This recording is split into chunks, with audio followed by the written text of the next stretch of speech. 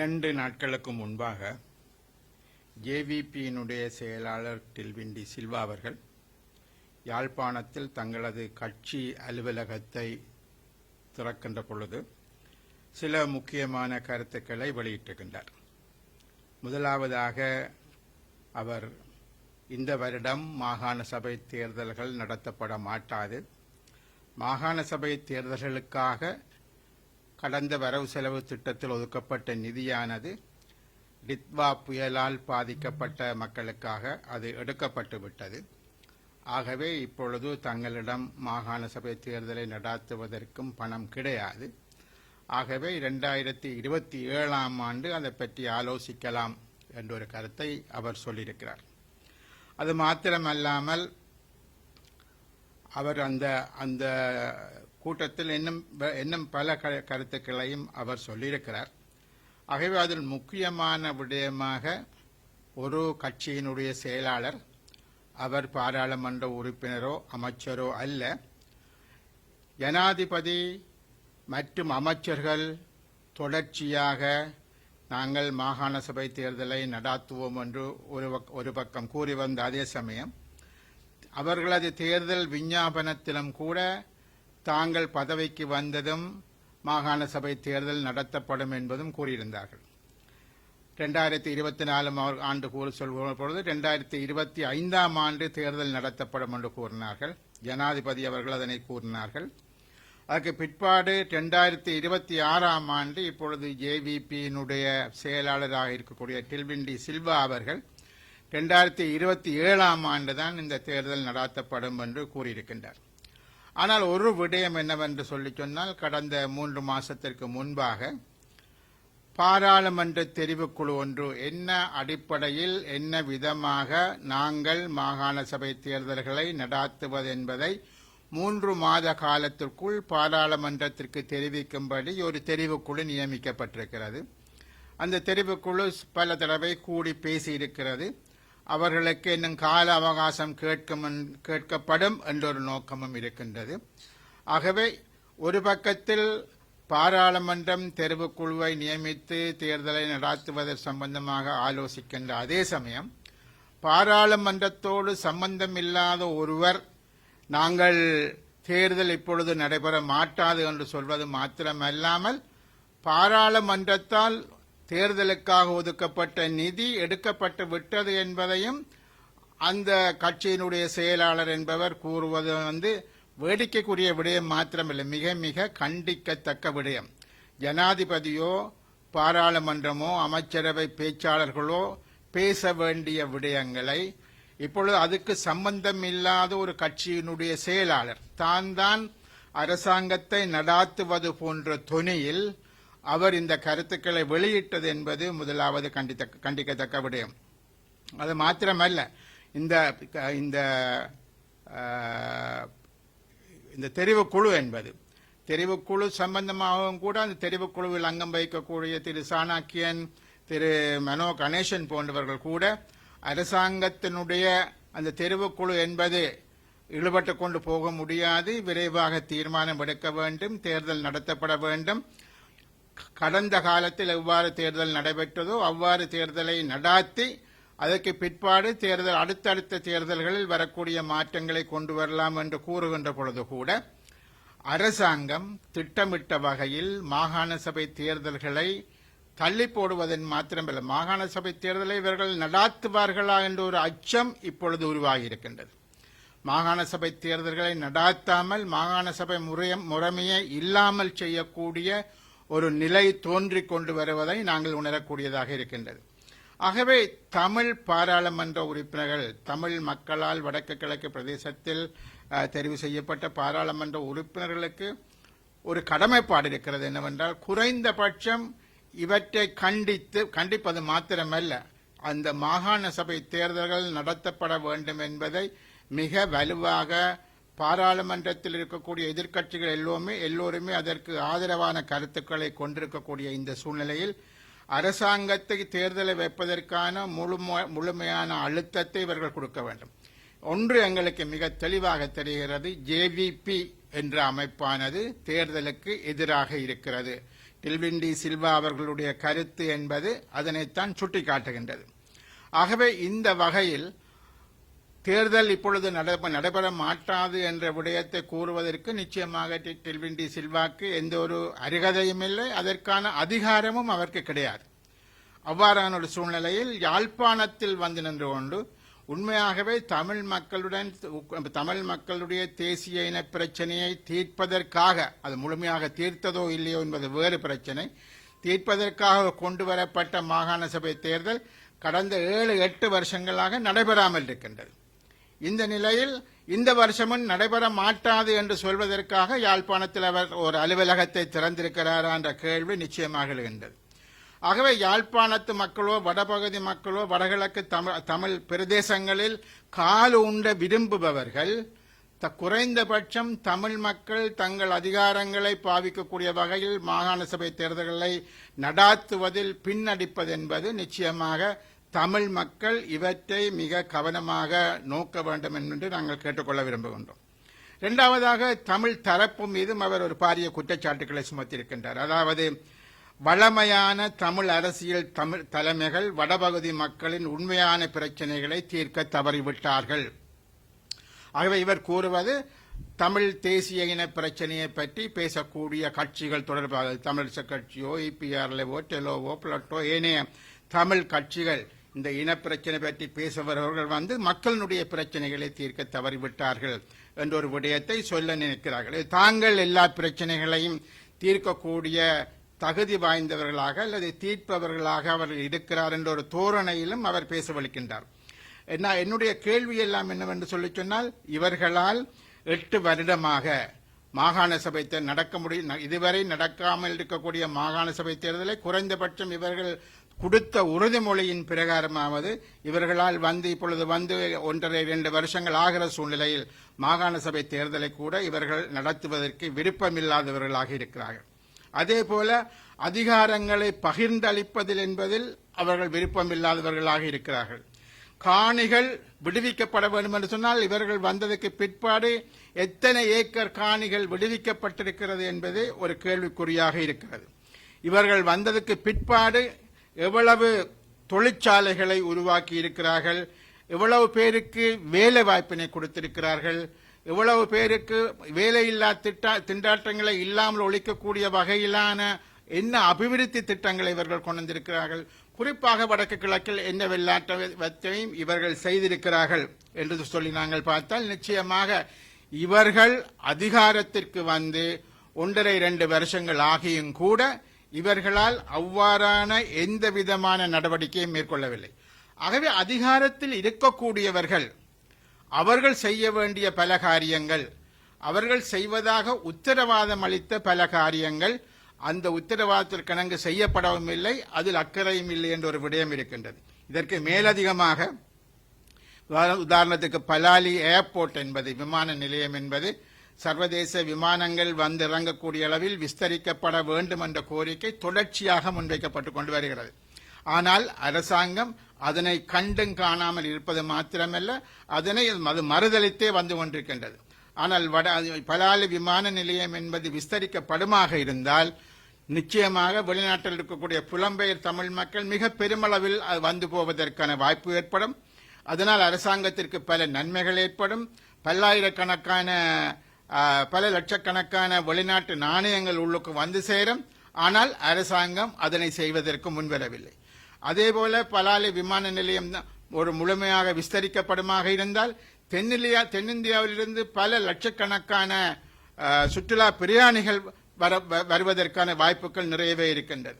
ஆகவே அந்த விடயங்களை கூட செய்யாமல் அபிவிருத்தி என்று பேசக்கூடியவர்கள் தாங்கள் பல விடயங்களை செய்வதாக கூறுபவர்கள். யாழ்ப்பாணத்தில் இதுவரை நான் நம்புகின்றேன் ஒரு சர்வதேச விளையாட்டு மைதானம் நிறுவுவதற்கு ஒரு அடிக்கல் நாட்டப்பட்டது, பின்பு அதற்கு என்ன நடந்தது என்பது தெரியாது. பரந்தன் கெமிக்கல் ஃபேக்டரி ஓபன் பண்ணுவதற்கு ஒன்றை கட்டுவதற்கு ஒரு அடிக்கல் நாட்டுவதாக சொன்னார்கள், பிறகு அதற்கு என்ன நடந்தது என்று தெரியாது. ஆகவே வடக்கு மாகாண அபிவிருத்தியில் இவர்கள் வந்த காலத்திலிருந்து இன்று வரை என்ன சாதனைகளை புரிந்திருக்கிறார்கள், எத்தனை பேருக்கு வடக்கு மாகாணத்தில் வேலை வாய்ப்பினை வழங்கி இருக்கிறார்கள், எத்தனை தொழிற்சாலைகளை உருவாக்கி இருக்கிறார்கள். நிச்சயமாக இங்கே பெண் தலைமைத்துவ குடும்பங்கள் ஆயிரக்கணக்கில் இருக்கிறார்கள். அவ்வாறானவர்களுக்கு என்ன வேலை வாய்ப்பினை வழங்கி இருக்கிறார்கள். ஆகவே முதலாவது அதிகாரத்தில் இருக்கக்கூடியவர்கள், முழுமையான அதிகாரத்தை கொண்டிருப்பவர்கள், ஜனாதிபதியை நிறைவேற்றிய அதிகாரம் உள்ள ஜனாதிபதி அவர்களிடம் இருக்கிறார்கள். அதே போல பாராளுமன்றம் அவர்களிடம் இருக்கிறது. இவ்வளவு அதிகாரத்தை வைத்துக்கொண்டு என்ன விதமான அபிவிருத்திகளை அவர்கள் இதுவரை காலமும் செய்திருக்கிறார்கள் என்பதை அவர்கள் தமிழ் மக்களுக்கு சொல்ல வேண்டும். என்ன சாதனைகளை புரிந்திருக்கிறார்கள் என்பதை. ஆகவே தமிழ் தரப்பை நோக்கி குறைந்தபட்சம் மாகாண சபை தேர்தலை நடத்தி இருந்தாலாவது மாகாண சபையினூடாக சில நடவடிக்கைகளை, சில கருமங்களை மாகாண சபை செய்திருக்க கூடும், செய்திருக்க முடியும், செய்திருக்க முயற்சித்திருக்கலாம். ஆனால் அந்த மாகாண சபை தேர்தல்களையே நடக்க விடாமல் தான் இன்னும் பார்த்துக் கொண்டிருக்கின்றார்கள். மாகாண சபைக்கு ஒரு குறைந்தபட்ச அதிகாரங்களாவது இருக்கிறது. அதனூடாக சில அபிவிருத்தி திட்டங்களை செய்யலாம் என்று சொன்னால் அதனை செய்வதற்கும் அவர்கள் தயாராக இல்லை. இன்று மிக மோசமான பொருளாதார நெருக்கடிக்குள் தள்ளப்பட்டுக் கொண்டிருப்பவர்கள் தாங்கள் ஒரு தேசிய அரசாங்கம் பற்றி அவர்கள் பேசுவதாக இப்பொழுது சொல்லப்படுகிறது. தேசிய அரசு ஒன்றை உருவாக்க வேண்டும் என்று சொல்லக்கூடியவர்கள் இந்த மாகாண அரசுகளை நிறுவினால் இந்த மாகாண அரசுகளே தாங்களாக முன்வந்து பல அபிவிருத்தி நடவடிக்கைகளை எடுப்பதற்கான வாய்ப்பு ஏற்படும். மத்திய அரசாங்கம் அல்லது கொழும்பில் இருந்து செய்யக்கூடிய அரசாங்கத்திற்கு அப்பால் மாகாணங்கள் பல விடயங்களை செய்வதற்கான வாய்ப்புகள் ஏற்படும். ஆனால் அவற்றை செய்வதற்கு பின்னென்று கொண்டு நாட்டினுடைய அபிவிருத்தியையும் இல்லாமல் செய்து நாட்டை மிக மோசமான வங்குரோத்தான தனத்துக்கு கொண்டு போய் கொண்டிருக்கக்கூடிய சூழ்நிலையை தான் பார்க்கின்றோம். ஆகவே வந்திருந்த டெல்வின் டி சில்வா என்பவர் முதலாவதாக இந்த விடயங்கள் அனைத்தையும் கவனத்தில் எடுக்க வேண்டும். அவர் வடக்கு மாகாணத்திலோ யாழ்ப்பாணத்திலோ அலுவலகம் திறப்பது என்பது மாத்திரமல்ல, அவர் அந்த அலுவலகத்தினூடாக தங்களது கட்சியை விஸ்தரிப்பது. இப்போது உங்களுக்கு எங்கள் எல்லாருக்கும் தெரியும், இப்பொழுது ஒவ்வொரு மாவட்டத்திலும் மாகாண சபைக்கான அதிகாரம், உதாரணத்துக்கு சுகாதாரத்துறை, அது உங்களுக்கு யாழ்ப்பாணம் போதனா வைத்தியசாலை தவிர்ந்த ஏனைய வைத்தியசாலைகள் அனைத்தும் வட மாகாணத்தை பொறுத்தவரையில் மாகாண சபைக்கு சொந்தமான வைத்தியசாலைகளாக இருக்கின்றது. ஆகவே அதனை இப்பொழுது யார் நடத்துகின்றார்கள்? ஆளுநர் தரப்பிலிருந்து அது ஒரு மாகாண சபை உருவாகும் வரையில் ஆளுநர் அதை கையாள்கின்றார். ஆனால் இப்பொழுது வடக்கு யாழ் மாவட்டத்தை பொறுத்தவரையில் இப்பொழுது என்பிபியினுடைய பாராளுமன்ற உறுப்பினர் இருக்கக்கூடிய வைத்தியர் பவானந்த ராஜா அவர்களை அதற்கான அந்த வைத்தியசாலைகளை மேற்பார்வை செய்வதற்கான அல்லது அதற்கான ஒரு இணைப்பாளராக அவர் நியமிக்கப்பட்டிருக்க. இப்ப அவர்தான். ஆகவே இந்த மாகாண சபைக்கு உரித்தான அதிகாரங்களை மத்தியில் இருக்கக்கூடிய பாராளுமன்ற உறுப்பினர்களுடையவர்கள் செய்வ முனைவது என்பது மிக மிக கண்டிக்கத்தக்க ஒரு விடயம். மாகாண சபைக்கு உரித்தான விடயங்கள் மாகாண சபை அமர்வில் இல்லாத பொழுது அது ஒரு ஆளுநரால் செய்யப்பட வேண்டுமே தவிர இவர்கள் படிப்படியாக இந்த அதிகாரங்களை பறித்தெடுக்கிற நோக்கங்களை கொண்டுதான் இவ்வாறான விடயங்கள். இது வெறுமனே யாழ்ப்பாணத்தில் மாத்திரமல்ல, வன்னிக்க ஒருவர் நியமிக்கப்பட்டிருக்கிறார், ஏனைய மாவட்டங்களுக்கு நியமிக்கப்பட்டிருக்கிறோம், தமது கட்சி பாராளுமன்ற உறுப்பினர்களை தான் இவ்வாறு நியமிக்கப்பட்டிருக்கிறார்கள். இதே போன்றுதான் நாங்கள் பார்த்தோம்னு சொன்ன இந்த உள்ளூராட்சி சபைகள், மக்களால் தெரிவு செய்யப்பட்ட உள்ளூராட்சி சபைகள் இலங்கை முழுக்க இருக்கின்ற பொழுது இந்த பிரஜாசக்தி என்று சொன்ன ஒரு அமைப்பை உருவாக்கி இந்த உள்ளூராட்சி அமைப்புகளை எதுக்குமே லாயக்கில்லாத ஒரு அமைப்பாக மாற்றுவது, உங்களுக்கு இந்த பிரஜாசக்தி கொடுக்கிற வேலை திட்டங்களையே செய்ய வேண்டும் என்ற ஒரு சூழ்நிலையை உருவாக்குவது, பிரஜாசக்திக்கான ஒரு அவர்கள் விரும்புகிறார்களோ விருப்பமில்லையோ அவர்களுக்கு இருக்கிற அனைவரையும் பிரஜாசக்தி என்று சொன்ன அமைப்புக்குள் உள்வாங்கி இழுத்து பலாத்காரமாக கொண்டு வந்து அவர்கள் தாங்கள் விரும்பியவற்றை செய்ய முனைகிறார்களே தவிர இந்த மக்களால் தெரிவு செய்யப்பட்ட உள்ளூராட்சி அமைப்புகள் செய்ய வேண்டிய பல விடயங்களை செய்ய அனுமதிக்கிறார்கள் இல்லை. மொத்தத்தில் தமது கட்சியை வளர்ப்பதற்கான பணிகளைத்தான் செய்கின்றார். டெல்வின் டி சில்வாவும் அதனைத்தான் செய்கின்றார். தமிழ் மக்களை ஏமாற்றக்கூடிய விதத்தில் அவர்கள் மீண்டும் மீண்டும் சொல்லக்கூடிய விஷயம் என்னவென்று சொன்னால், நாங்கள் இனவாதிகள் அல்ல, நாங்கள் மதவாதிகள் அல்ல, நாங்கள் மொழிபேதமற்றவர்கள், நாங்கள் சமத்துவமான சமநீதியான சமுதாயத்தை உருவாக்க விரும்புபவர்கள்.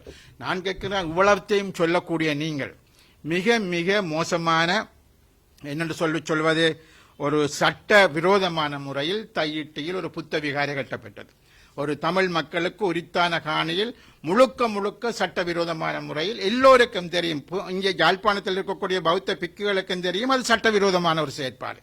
ஆனால் நீங்கள் அதிகாரத்திற்கு வந்து 2 வருஷமாகி பல கூட்டங்கள் நடத்தியும் கூட அந்த சட்டவிரோதமான அந்த அமைப்பை உங்களால் இல்லாமல் செய்ய முடியவில்லை.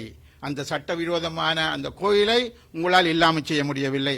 ஏனென்று சொல்லிச்சால் நீங்கள் சட்ட ரீதியாகத்தான் எல்லாம் செய்வதாக இருந்தால் இந்த சட்டவிரோதமான செயற்பாடுகள் நிறுத்தப்பட்டிருக்க வேண்டும்.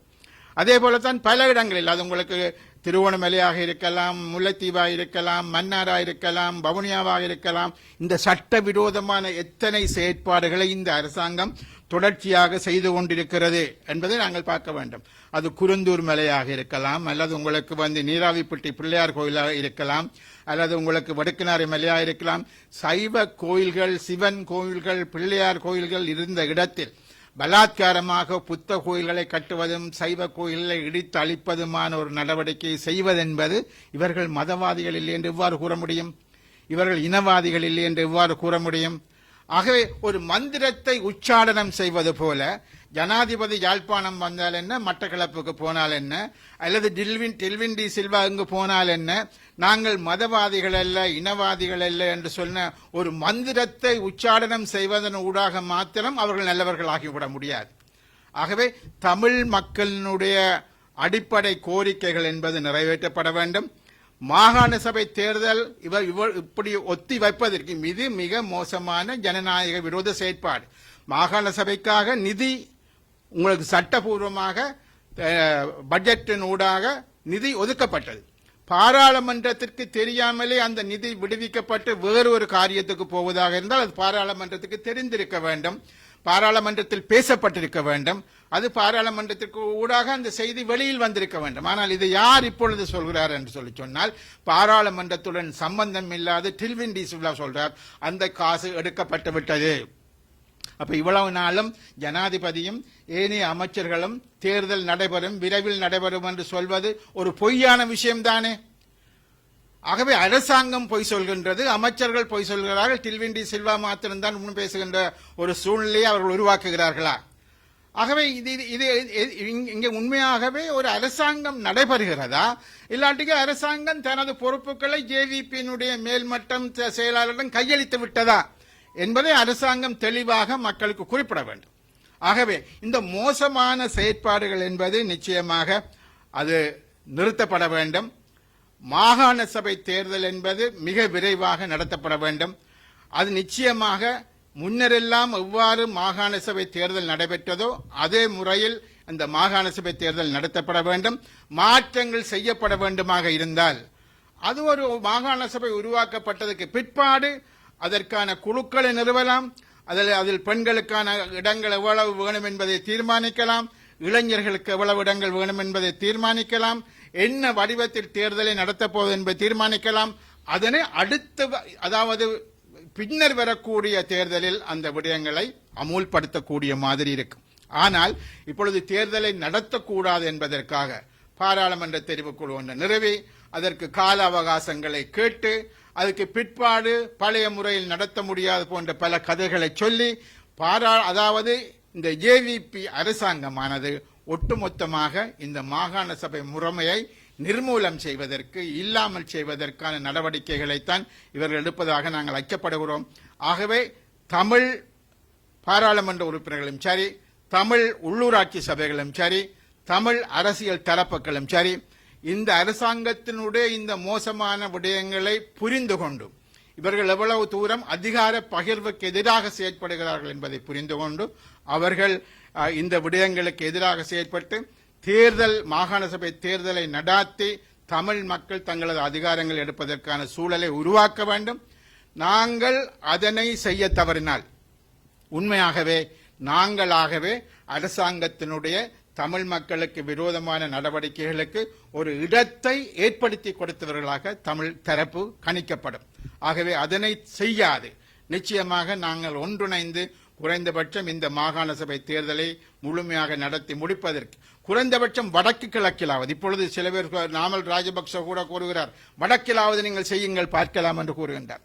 ஆகவே நிச்சயமாக அரசாங்கம் குறைந்தபட்சம் நீங்கள் வடகிழக்கில் நடத்துவதற்கு உங்களுக்கு அவ்வளவு பெரிய தொகை நிதியும் தேவைப்படாது. ஆகவே அந்த தேர்தலை நடாத்துவதற்கான நடவடிக்கைகளை அவர்கள் மேற்கொள்ள வேண்டும் என்று நான் கேட்டுக்கொள்ள விரும்புகின்றேன். நன்றி.